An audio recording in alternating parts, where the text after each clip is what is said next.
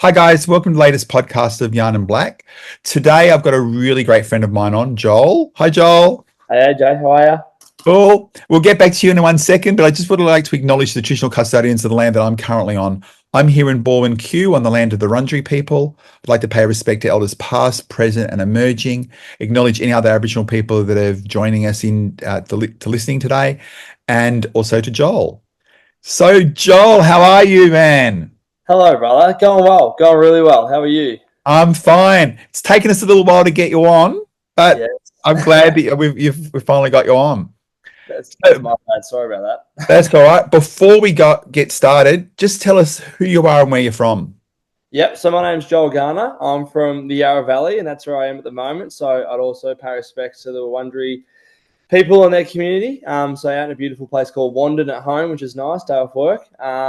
So yeah, born and raised in Victoria, but my mob are the Mara people from the Northern Territory. So about 300-400 k's east of Katherine, out in the little lemon bite there on the Roper River. So it's my grandmother's country, but she came down here when she was a young girl, and we've been here ever since. So yeah, coming from the Yarra Valley today, Roz. Yeah, cool. And have you ever lived up there or been up there?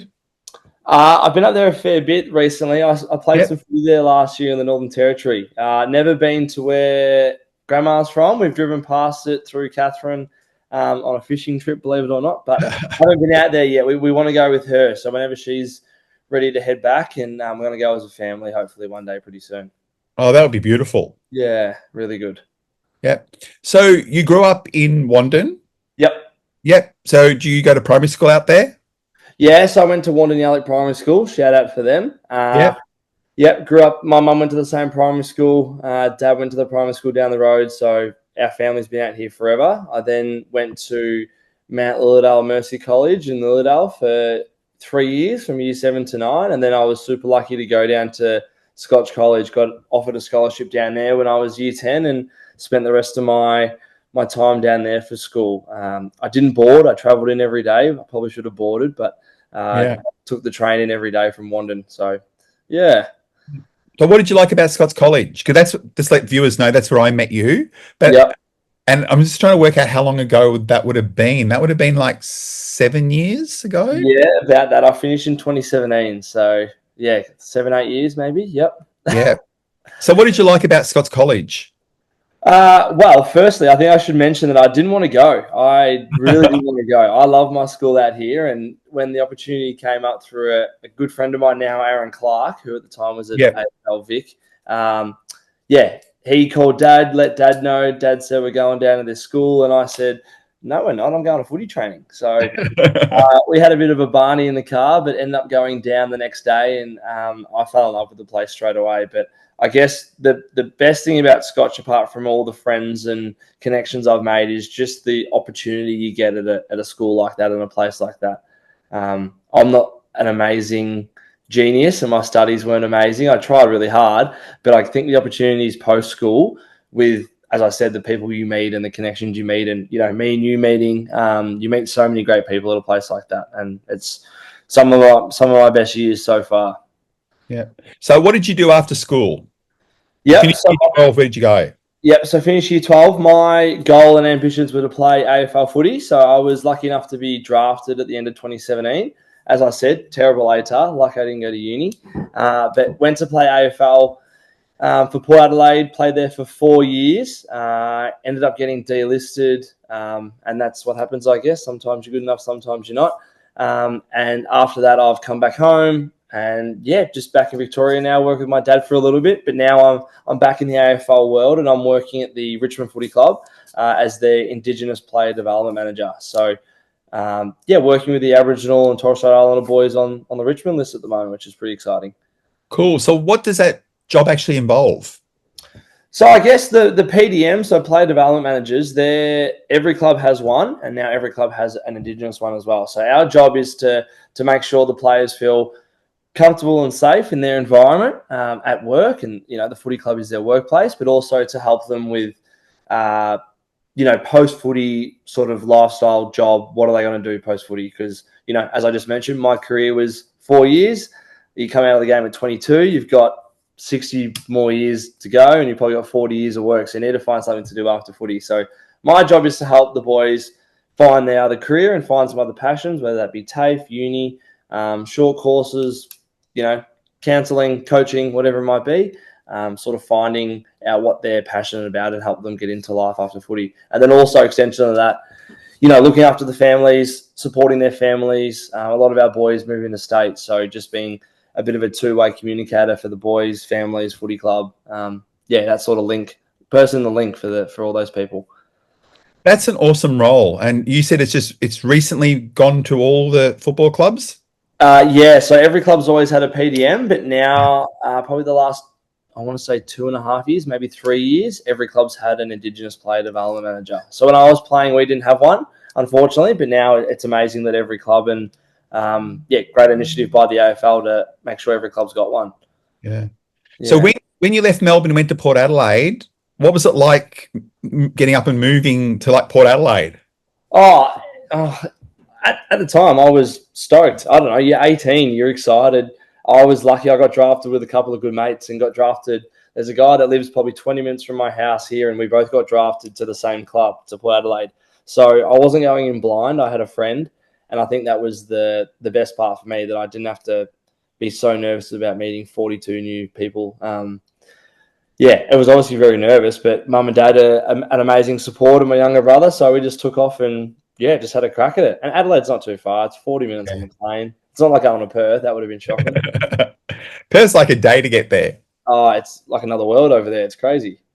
Yeah. So what position did you play in I know, but what, let everyone else know, what position did you play in when you were playing AFL? So I was a halfback. Like a 6 foot fat, not very fast halfback. Yeah. And did you? I was just going to ask this, but how much? What's the training schedule like for an AFL player? Yeah, well, it's busy. It's full on, and it can also be as busy as you want it to be, I guess. So full-time job. Pre-season's massive. You do 6 days a week with a half day and a day off in there. So it's sort of 5.5. So during the summer, we have 3 main sessions that are anywhere from, 12 to 14 kilometers. And then the half day is normally an off-leg session, or what they call. So you might do a session in the pool, or you might do some boxing. And then as you move into in-season with the games, you sort of go to 2 trainings a week that are, 6 to 7 kilometers. And then your game on the weekend that, again, could be up to 12 to 14 Ks. So, it's good. There's a lot of downtime as being an AFL player. And now being on the other side of footy, I wish I knew how much downtime I really had, because you could have put more time into study, or I had more time than I thought. At the time, I thought, geez, I'm pressed for time here. But during the season, during April, May, June, I've got 2 days off a week. I could do anything. But that's the sort of schedule as you sort of move through. Yeah. What would you have liked to have done, just looking back? Oh, heaps of stuff. I wish I got involved in a bit more study early on. So at the moment, I'm doing some extra study, but just sort of exploring what I was super passionate in. I always had passions to do things. I wanted to be a park ranger. I did a couple of leadership courses. I was sort of big on teaching, but I was always sort of, I'm keen on that, but never really committed to anything. Which I think a lot of players get caught up in as well. And it's hard, because your job is to play footy, and all you do from when you're 12 years old is you want to play footy. And as soon as you walk in the door, someone like me, my job now goes, okay, so you've made it here. What are you going to do when you finish? And it's sort of like, well, what do you mean? I just got here. I just want to play footy. So I never really come to terms with how short your career could really be. So I wish I just sort of did a few more little short courses, nothing crazy. I'm not going to be an amazing mathematician or, commerce or anything like that. I just wanted to, probably should have ticked off a few little courses to get me started when I came out of the game. But as I said, super fortunate to land a job at Richmond pretty quickly. Aaron Clark, again, my guardian angel, he was working at Richmond at the time and helped me out. So, I'd just probably get some short courses done, bros. Yeah. Yeah. Question, at school, at any of the schools you went to, how much Indigenous studies did you actually learn? Yeah, right. So primary school, long time ago now, I don't think a heap. We didn't have a heap of Indigenous kids at our primary school. It was probably my brother and I, and There might have been a couple of other kids, but we were lucky. My grandmother, she was a massive support, and she would always come up to the school and, during our kindergarten days and then prep 1, 2, 3, she'd come into class and actually one day a year bring all of her family's artifacts, spears, shields, all that sort of stuff, paintings. She'd bring it in, and I'd almost bring grandma for show and tell. So that was probably the most at that level in terms of us not educating, but sort of cool to see and look. My first high school, Mount Lilydale, they were very good for a high school in the area. So one of their campuses is actually called the Barak campus, named after William Barak. So they were ahead of the game, I thought, at the time. We always did, heaps of stuff. They had the Bunjil Award. It wasn't clear for me at the time because you're a kid and you just sort of go along with in the flow, but it was more relevant and more in your face than you think, which I thought was really good. And then obviously at Scotch, had a couple other mentors down there, and I guess we ourselves as students there were trying to drive the Indigenous Australia through the school at the time. And now the school has a flag flying and all that sort of amazing stuff. So a little bit here and there, but I think now schools are doing a much better job than when I was at school. Yeah. You obviously meet young Aboriginal people that may or may not be connected to culture very well. Yep. And if they say to you, I want to know more, where would you suggest they start? Yeah. I always say, I worked in a part of the Richmond Footy Club. There's the Corangamagi Institute, or now just called Corangamagi. And it's a great platform for young Indigenous people to get involved with across Victoria. It's a leadership program.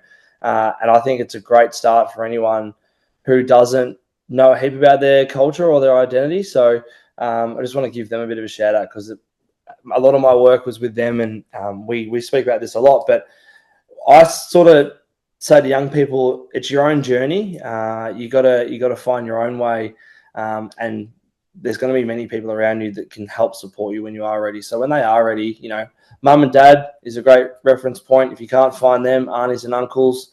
If you don't have that, grandparents, if you can. I'd always suggest some family first, but then getting in contact with friends. It's a hard question. I just think, trying to lean on your networks around you. And if you don't have those networks, you gotta have no shame and ask people. And if it's asking people that are non-Indigenous to sort of point in the right direction, someone will be able to help you, find your way. And if it's getting in touch with your local elder or someone in the community that has a good standing that can sort of help out, there's always heaps of good people in your suburbs, probably closer than you think, that can give you a bit of a chop out with that sort of stuff. I've probably learned more about my own culture the last 7 years since leaving school than I did before, all the way, until I was 18. So I think it's just being open and willing to jump in at any opportunity that comes your way. There's so many things that Victoria do, the Vascal Footy Carnival, the NAIDOC Awards, the NAIDOC Ball, all those sort of things. I think it's just, keeping on your radar, and with social media, you can always jump on and have a look what events are going on and go along, and you'll probably be surprised who you bump into. Got a bit of a question about racism. We know that racism does occur on the footy field. We know it occurs within clubs because we've heard about it all in the media. What does clubs do now to actually prepare young Aboriginal people when they first get there to be players into how to deal with racism? Yeah, so clubs now supported by the AFL have, I guess, a block of training that happens, and all players have to go through these modules online and also face-to-face within the football club to essentially play. It's called their accreditation. They have to do a set of modules, and they've got to pass those modules to be able to compete in the league. So there's heaps of education on there. We're super lucky at our club. We have Uncle Luke Murray, who conducts our cultural safety sessions, and all players and staff, all new players and staff are involved with that. And then ongoing staff and players sort of get updated every 2 to 3 years. And we also have an amazing media team at Richmond that get our young players in when they first arrive and sort of give them scenarios about what could happen. So this happens on social media. ABC, what do you do? Someone leans over the fence and says this to you. ABC, this is what you can do. So there's heaps of tools in place, I guess, for for racism and other things that might happen on footy fields, as we know, or online. It sort of follows them everywhere as footballers. So we try to best prepare them to, answer questions or to reply the best way you can. But I think when it happens to those people, you can't really prepare for it at all. You can know all the stuff, but when it comes to the crunch and it actually happens, it's hard to, I guess, face it. Yeah. What does all the clubs are into reconciliation action plans and Yep. and things like that? What does reconciliation mean to you personally? Yep. So reconciliation to me means strengthening a connection between non-Indigenous Australia and I guess the rest of Australia. So yeah, just connecting the two groups. Us as Indigenous people,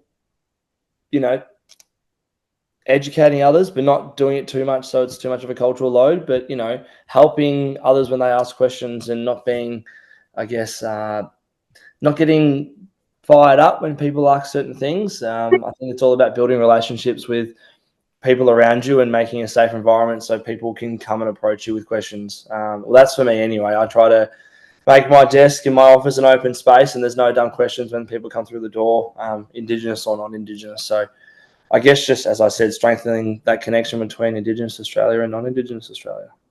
Yeah. They mentioned safety before, and I'm thinking cultural safety is another big buzzword that's out there, making sure that people feel culturally safe. What makes you feel culturally safe?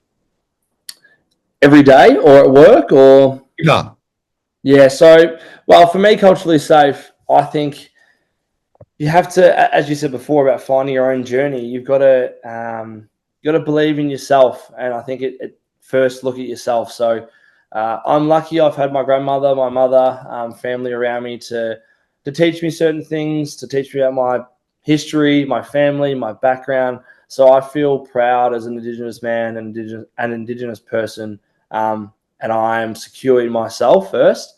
And then I think, out in public, you can't control the public, but making your environments that you spend most of your time trying to open those places up to have safe conversations, as I said before, build relationships with others around you so you can have conversations and people can talk to you, and ask you questions, and you don't think they're coming from a bad place. So I'm super lucky. My workplace is incredible. We have over 40 people that are Indigenous at our workplace every day, with the Melbourne Indigenous Transition School being on site. So I know some organisations might only have one or two blackfellas, but we're super lucky at Richmond, and I guess that's the first part about being culturally safe. I've got other brother boys around me, and that's the best part. But our workplace does a great job with whether it's art on the wall, language around the building. It makes you feel safe pretty quickly.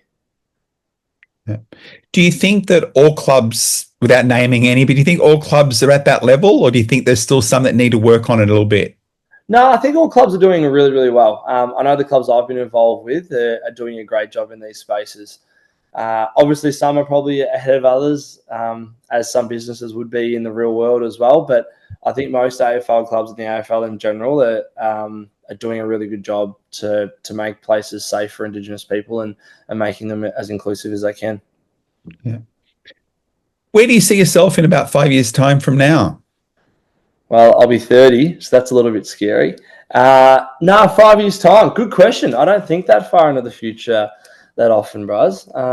I would love to still be playing footy in some sort of aspect, whether that be local footy or something like that. I'd still like to be involved with football from a work perspective. I really enjoy Richmond and the Richmond Footy Club. It's a great place to be and a really great environment to work. So much that it doesn't feel like work at times, which is great. So I'd love to still be there in 5 years' time and sort of really mastering my craft in this sort of space, and helping others around me. Yeah. So do you I know you live at Wandon, but do you travel in every day, or how does it work? Do you work from home some days? I travel in most days, yeah. So when footy season's on, we're in every training day. Yep. We get a couple of days off during the week or work from home days because the players aren't in. So yeah, I get that flexibility to be at home, but then I might, travel on the weekend if the team's playing in Perth or Brisbane or that sort of thing. But no, I still live out here. It's not too far. It's, an hour 15 down the road if the traffic's a bit bad. So it's too. I don't know if you've spent much time out here, brother, but it's too beautiful not to come back to. Yeah. So you get to travel with the players as well? Yeah. So we travel. Yeah, everyone travels from the football department with the team week to week. So if it lines up with my football, so I still play VFL at the moment, still just hanging on a little bit. So I play for Richmond in the VFL, and I've got the club's great at understanding my commitment there and my commitment at work. So if the games line up and I don't miss footy, well, then I can travel with the team. And, we've got players from all over the country. So when we go interstate, we, as I said, support the parents, families, get them into the rooms, tickets, that sort of thing, catch up with the families and make sure the boys from those states feel the love as well. Yeah. It's really interesting when we talk about football players in 2024 being so supported. Yeah. If you go back 20, 30 years ago, a lot of the footballers would say, I wish I had that support around me then. Because if they got injured, for example, at work, that was it. That was the end of their career. They had nothing back on, or they got delisted. That was it. That was I'm gone. Yeah, it's a bit scary, isn't it? And, some of those blokes, as you said, were doing 2 jobs on the tools during the day and playing professional footy at night. The industry's come a long way so that young men can just play footy for a job. It's pretty amazing, pretty lucky. Yeah, and I think some people forget that footy in the past used to be like a part-time job, and it wasn't really a job, or was it just a support they played? But now it's actually a job. Yeah, it's full on, and the AFLW as well. It's ramping up too, so it's amazing to see both the men's and women's programs sort of flying. It's really, really good. Yeah. Yeah. Question on the women's football: what's the difference? I know that what I'm trying to ask here is how is women's football viewed in the football world? As in from the Richmond point of view, or just both your point of view, Richmond point of view. Have you noticed the difference? Yeah, definitely. I think the air competition's coming a long way. The W competition's come a long way. We're seeing some really super competitive footy right now, and even it's like sort of some of the women that do play, they're still working other jobs as well. So moving towards a more full-time job capacity like the men's program is obviously the goal, because they still put a hell of a lot of time in. I know our Richmond players at the moment, they're playing really well, which is great, but they're putting so many hours in, whether it be training or vision or coaching. They're at the club flat out. So we love it. It's good. It means at the moment, because their season sort of this time of year, it's sort of footy can go a bit longer, and it sort of feels like the footy season hasn't ended. So I think the women's space is a really cool space at the moment. And part of our Next Generation Academy at the footy club, we have a lot of young Indigenous and multicultural females coming through that have some serious talent. So we're super excited to see some of those girls get on the big stage in the next few years. And are you seeing a change in the public reaction to women's football? Yeah, I think so. Yeah, I think so. I think more people are jumping on board, and it's been around forever, let's be honest. And like they've been playing footy always. So I think it's in a great spot, and we just got to keep supporting it and pumping it up, and it's sort of the norm now. I don't even know how to answer some of these questions. It's just sort of part of our footy club now, and part of, I guess, our year, which is great. Yeah. If I could give you $1 zillion and a magic wand and ask you to fix whatever you'd like in Indigenous affairs in Australia, and I have got a magic wand here, as you can see. I don't have the $1 zillion, but just say I did. Where would you start? What would you want to do? Oh, tough question.